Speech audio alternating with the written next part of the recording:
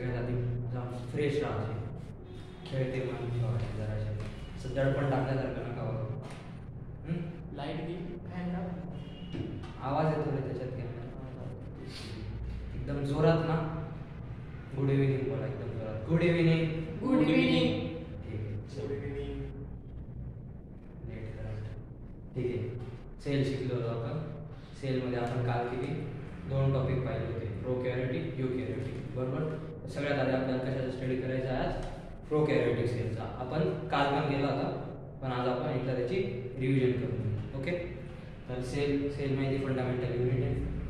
What is cell? Cell काय structural, functional आणि basic unit of life आहे. Unicellular म्हणजे एक सेल, मल्टीसेल्युलर म्हणजे 2 सेल, त्यानंतर साईज ऑफ सेल्स सगळ्यात छोटी मायक्रोप्लाझ्मा, सर्वात मोठी ऑस्ट्रिचचा एक. त्याच्यानंतर ह्युमनमध्ये सगळ्यात छोटी काय? Sperm cell. सगळ्यात मोठी काय? सगळ्यात लॉंगेस्ट काय? Nerve cell. आणि सगळ्यात मोठी काय? ओव्ह्यूम. Because ovum cell. कळलं? इथपर्यंत काय अडचण? लक्षात राहील. Shape of cells, human RBC कसा? बायकॉन्केव्ह. नर्व सेल कसा? ब्रांच. आणि ह्युमन डब्ल्यूबीसी कसा? याच्यानुसार तो आकार चेंज करतो. स्ट्रक्चर ऑफ सेल आपण कशात पाहू शकतो? कंपाऊंड मायक्रोस्कोप आणि इलेक्ट्रॉनिक मायक्रोस्कोप मध्ये पाहू शकतो. ॲनिमल सेल आता आपण बघितलं होतं, बरोबर. घर एक, घरातले सगळे मेंबर्स असतात. आता ते मेंबर्स कोण आहे त्याचा स्टडी करायचा. सगळ्यात आधी एक लक्षात घ्या, सेल हा टॉपिक विसरून जा. एक घर आहे, एक घर इमॅजिन करा, तुमचं घर असेल. घराच्या आजूबाजूचे कंपाऊंड आहे का? कंपाऊंड ते कसं असतं? टफ असतं की टफ असतं. त्यालाच काय बोललो आपण? काय बोलतो? Cell wall. काय? Cell wall. घराचं कंपाऊंड आहे, त्याला काय बोलू आपण? Cell wall. असं काय घराचं मोठं कंपाऊंड आहे, त्याला काय बोलू? Sale wall. मग कंपाऊंड संपल्यानंतर ही भिंत लागते, बरोबर की? घरात एंट्री करायला दरवाजा लागतो. मग आपण असं कोणाला पण एंट्री करू देतो का घरात? जे आपल्याला ओळखीचे, रिलेटेड आहे किंवा ज्यांची गरज आहे त्यांना एंट्री करू देतो. मग ती जी दुसरी लेअर असते, कंपाऊंड नंतरची जी दुसरी लेअर आहे तिला काय बोलतात? Cell membrane. काय बोलतात? Cell membrane. सेल मेम्ब्रेन काय करते? सिलेक्टिव्हली परमिएबल असते. सिलेक्टिव्हली परमिएबल म्हणजे काय? सिलेक्टिव्ह लोकांना आत येऊ देते, प्रत्येकाला आत येऊ देणार नाही. एकदम सिलेक्टिव्ह लोक असतात त्यांना आपण घरात देतो, बरोबर. सेल मेम्ब्रेन किंवा प्लाझ्मा मेम्ब्रेन काय करते?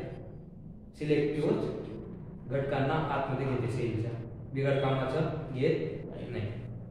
ही काय झाली मग? सेल मेम्ब्रेन वर प्लाझ्मा मेम्ब्रेन. प्लाझ्मा मेम्ब्रेन इथपर्यंत काय अडचण नाही. मग आपण घरात बसतो, घरावर काय रे? फरच्या आहे. काय? फरच्या. फरच्यात काय असतं माहिती? सायटोप्लाझम. ही काय सगळ्या फरच्या येतात. सायटोप्लाझम ही काय? फरच्या आहेत. 2 मिनिटं काय? फरच्या आहेत. त्यांना काय बोलू आपण? सायटोप्लाझम.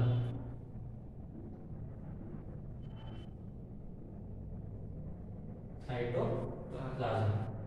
मग आता घर आहे, नुसतं घर असतं का? घरात मेंबर्स पण असतात की नाही, बरोबर.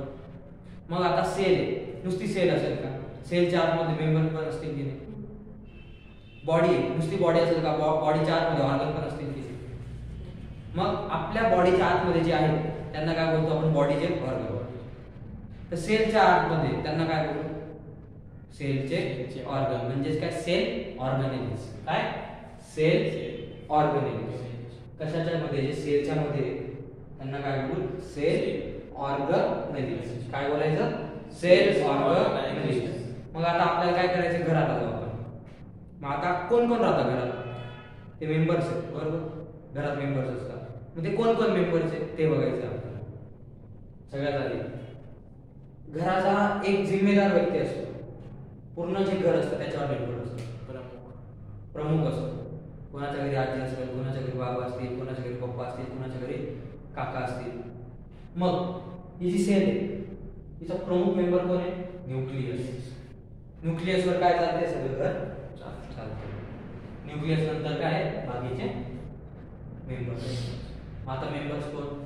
Golgi body, vesicle, plasma membrane, mitochondria, cytoskeleton, centriole, lysosome, cytoplasm, rough endoplasmic reticulum, smooth endoplasmic reticulum, nucleus. हे काय? सेलच्या आतमध्ये मेंबर्स, फॅमिली मेंबर्स. मग आता आपल्याला एक एक फॅमिली मेंबर सोबत काय करायची? ओळख करायची. एवढं कळलं? हे सेलच्या आतमध्ये राहतात. मग आता प्रत्येक जी सेल असते, दोन टाईपच्या सेल असतात, प्रोकॅरियोटिक आणि यूकॅरियोटिक. या दोघी टाईपच्या सेल यांचं स्ट्रक्चर असं असतं. सेल वन, प्लाझ्मा मेम्ब्रेन, साइटोप्लाझम आणि मध्ये काय असतो? एक न्यूक्लियस. काय? न्यूक्लियस. पण आहे ना प्रोकॅरियोटिक सेल कोणती? प्रोकॅरियोटिक सेल.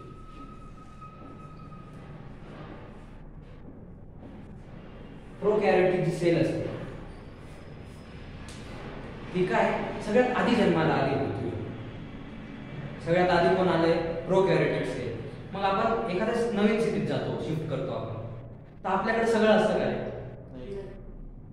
आपण सिंगल असतो, बरोबर की नाही? एकटा जीव सदाची. एकटा. आपली लाईफ कशी असते? हॉस्टेलर सारखी. आपण नीट असतो का? नाही. आपण कसेही राहतो. आपल्याला काय बेसिक नीड काय असते? फक्त जगता कसं येईल आपल्याला ते बघायचं असतं. मग बॅक्टेरिया सगळ्यात आधी पृथ्वीवर आला. कोण? बॅक्टेरिया. बॅक्टेरियालाच काय बोलतो आपण? प्रोकॅरियोटिक सेल. काय बोलतो बॅक्टेरियालाच? प्रोकॅरियोटिक सेल. मग याचं काय? फक्त जुगाडू सेल बोलताय. काय? जुगाड करायचा. फक्त जगता कसं येईल. आपण काही डोकं लावतो, कसं जगता येईल, कसं जगता येईल. याचा उद्देश काय? जगता कसं येईल आपल्याला. काहीच नाही करायचं आपल्याला. फ्रीज नाही पाहिजे, टीव्ही नाही पाहिजे, बेड नाही पाहिजे. फक्त जगता कसं येईल. 2 टाईमचं खायला कसं काय भेटेल आणि झोपायला जागा कसं काय भेटेल, एवढा विचार असतो दुसऱ्या गावी गेल्यावर. मग या सेलला काय असतं माहिती का? बाहेरची लेअर काय असते? Tough capsule. कॅप्स्यूल असते बाहेरची लेअर जी असते ना, आउटर मोस्ट लेअर, त्याला कॅप्स्यूल बोलतात. नंतर सेल वॉल, प्लाझ्मा मेम्ब्रेन, नंतर कोण? साइटोप्लाझम, फ्लॅजेलम, food granule, प्लाझ्मिड, ribosome, nucleoid, filament. हे काय? हॉस्टेलरचे मेंबर्स. आता कॅप्स्यूल काय असते? एकदम टफ काय असते? कवरिंग असते, बरोबर. त्याच्यानंतर कॅप्सूल नंतर काय? Cell wall. सेल वॉल नंतर काय? हे बघितलं सेल वॉल दिसते 2 नंबर. त्याच्यानंतर काय? Plasma membrane. प्लाझ्मा मेम्ब्रेन नंतर काय? साइटोप्लाझम. कळलं इथपर्यंत? यस. फॅन लावतो. फॅन लावतो. तिकडून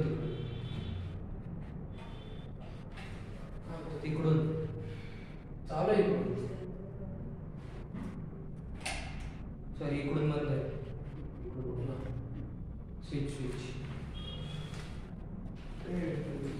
सर स्क्रीन मध्ये करा.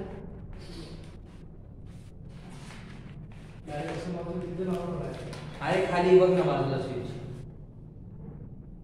मध्ये इकडे या बाजूला. हां, फिरता कर ना. इकडे. अरे तो उचल आणि असा कर. उचलून घ्यायचं. हा, उचल आणि असा कर.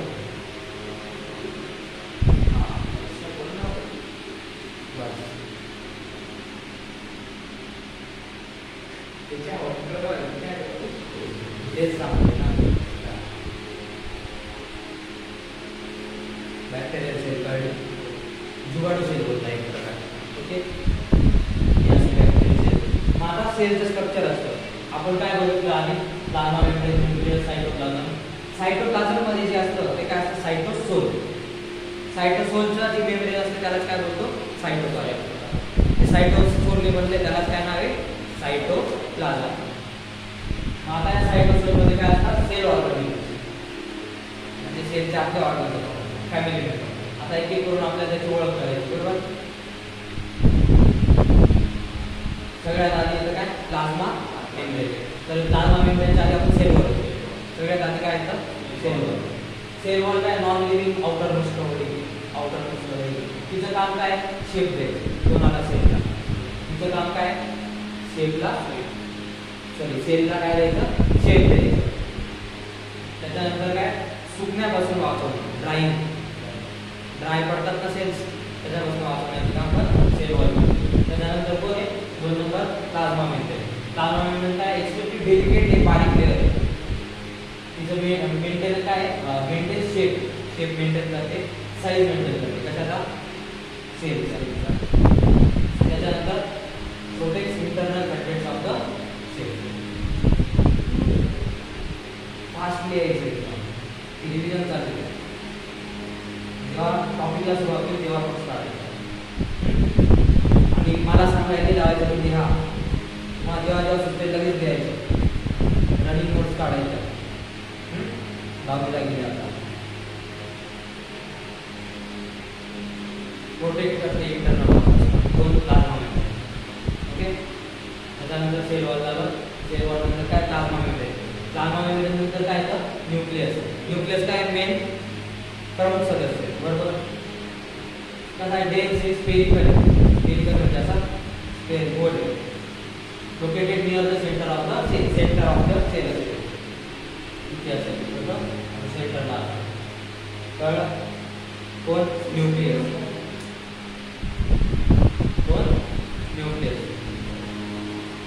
डायमीटर किती असेल, 10 ते 25 मायक्रोमीटर. ओके. त्याच्यानंतर न्यूक्लियसचं फंक्शन काय, control all the cell activity. सगळ्या सेलच्या ज्या ऍक्टिव्हिटीज कोण कंट्रोल करत, न्यूक्लियस. त्याच्यानंतर काय काय ऍक्टिव्हिटीज असतात, growth, cell division, protein synthesis, याचं सगळ्यांचं कंट्रोल करायचं काम कोण करत, न्यूक्लियस. त्याच्यानंतर सायटोप्लाझम काय, अद्यापच्या बघितलं आपण बरोबर. त्या पट्ट्यांवर काय, सगळे ऑर्गन्स होते. मग सायटोप्लाझम काय, जेली लाईक मटेरियल, जेली सारखं आहे, चिकट. 80% कशाने बनलंय, वॉटरने बनलंय. आता त्याचं फंक्शन काय, support the cytoplasm, internal support the cytoplasm.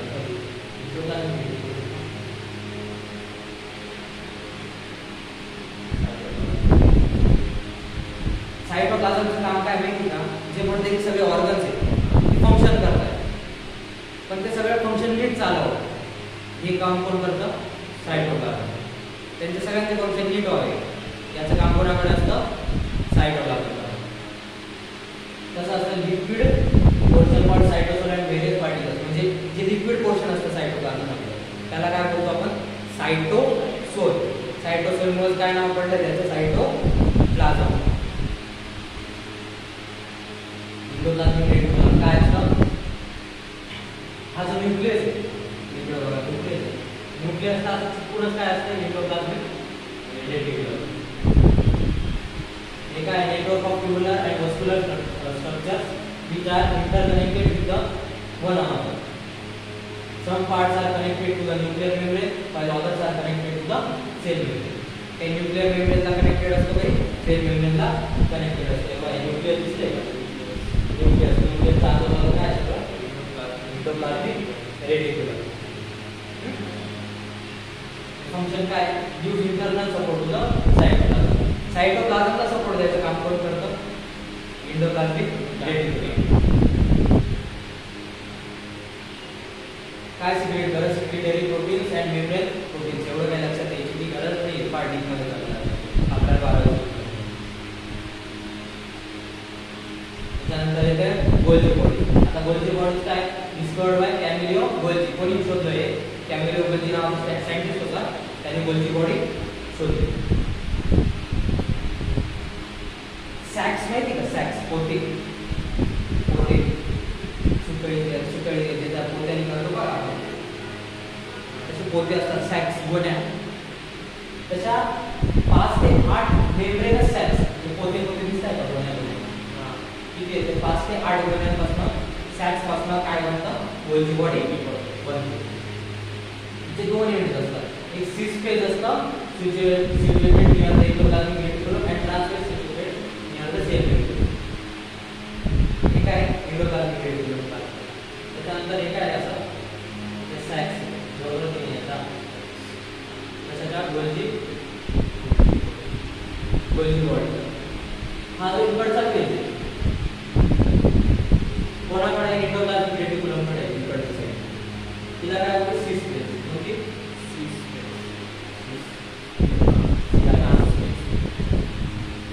C space काय बोलू सी स्पेस आणि जी इथे या साईडला सेल मेम्ब्रेनच्या साईडला तिला काय करू ट्रान्स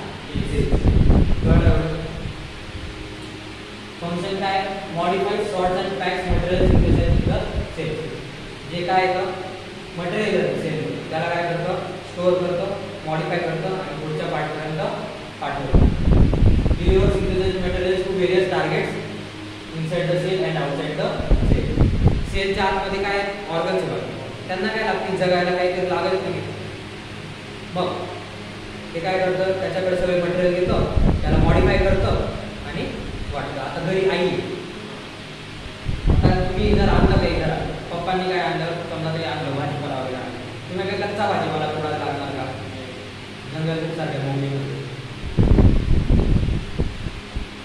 कच्चा भाजीपाला थोडे का आई काय करते बनवते स्वयंपाक घरात बनवते किचनमध्ये ते शिजतं मग तुमच्याकडे मग गोल्जी कॉम्प्लेक्स काय आई येतं पुढे आलं का ते काही मटेरियल आलं का ते काय करत सगळं काय करत ते मॉडिफाय करत आणि प्रत्येक टार्गेट ऑर्गनला प्रत्येक मेंबरला देईल न्यूक्लियस मेन मेन व्यक्ती समजा बाबा आहे आजोबा आहे आजोबा कोण आहे मेन व्यक्ती आजोबा आहे ही कोण आहे आजी कोण आजी कोण इंडोप्लाझमिक मग आता जो घरचा बाजार आहे ते म्हातारे लोक पण करतात बघा भाजीपाला वगैरे आणून बरोबर की मग आता न्यूक्लियस सोबत कोण गेला आजी गेली भाजीपाला घेऊन भाजीपाला आणला मग आजी कोणाकडे गेली किचनमध्ये मम्मीकडे गेली मम्मी कोण आहे बोलची कोण मग मम्मी काय करायचं ते बरोबर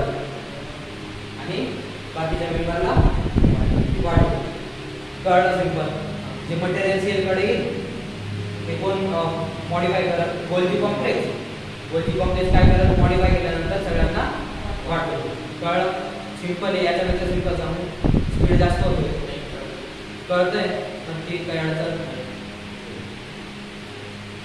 producer vacuoles and secreted vesicle from plasma and lysol एवढा डिटेलमध्ये येणार नाही गोल्जी बॉडी ॲट वर्क म्हणजे कसं वर्क करते हे बघा हे काय इंडोप्लाझमिक रेटिक्युलम ओके इंडोप्लाझमिक रेटिक्युलम कडून काही येत आहे मटेरियल येत आहे कोणाकडे गोल्जी बॉडी मम्मीकडे येत आहे मम्मी काय करत मॉडिफाय करत बाकीकडे सगळं डिस्ट्रीब्यूट केलं पाहिजे काय अडचण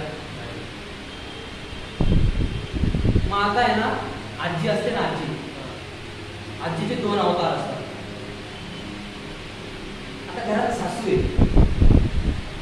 आजी तुझी आजी किंवा मम्मीची सासू लागेल की घरात सासू आहे त्या आजीचे दोन रूप पाहायला भेटतात एक बोळपण जे नातूला दाखवतो फार प्रेमळ वागतो आणि एक पुत्रावतार जो सुनेला दाखवतो बरोबर की आज भांडे धुतले नाही स्वयंपाक वेळेवर झाले नाही दाखवते की आजीच्या दोन साईड असतात एक स्मूथ साईड असते प्रेमळ साईड आणि एक काय असते रफ साईड असते मग तसे आजी कोण आहे आपली इंडोप्लाझमिक रेटिक्युलम मग इंडोप्लाझमिक रेटिक्युलमचे पण दोन साईड आहेत सेम आजीसारखे स्मूथ इंडोप्लाझमिक रेटिक्युलम आणि रफ इंडोप्लाझमिक रेटिक्युलम आता स्मूथ आणि रफ म्हणजे काय सेल मध्ये ना रायबोसोम्स असतात काय असतात रायबोसोम असं बर्गर सारखं दिसतं बर्गर खाल्ले वडापाव खाल्लाय का वडापाव याला काय बोलतात रायबोसोम हे रायबोसोम सेल मध्ये असतात प्रत्येक सेल मध्ये असतात सेल ऑर्गनेलिस नाही आहे रायबोसोम सेल ऑर्गनेलिस नाही हे फक्त सेल मध्ये आहे सेल ऑर्गनेली नाहीये त्याला घरातला मेंबर मानत नाही कळलं मग हे ना पुन्हा सेल मध्ये असतं मग आता इंडोप्लाझमिक रेटिक्युलम आहे ना तर ज्याच्या इंडोप्लाझमिक